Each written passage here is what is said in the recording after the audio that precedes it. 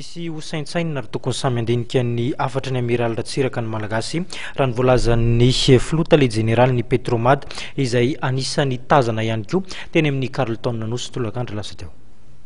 Ny fahitako azy aloha dia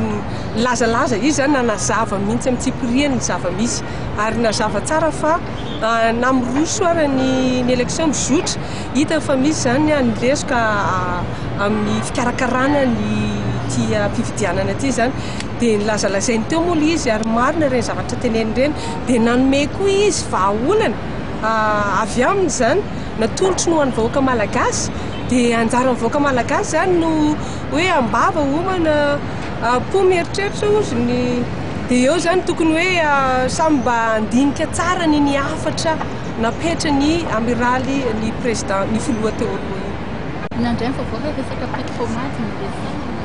zay aloha miroso ny finandrana petrole iny miroso satria ny fotoana mandeha ihany ary ny fotoana vola ka tsy azo tsy afaka manary fotoana mihitsy zany zay fa andro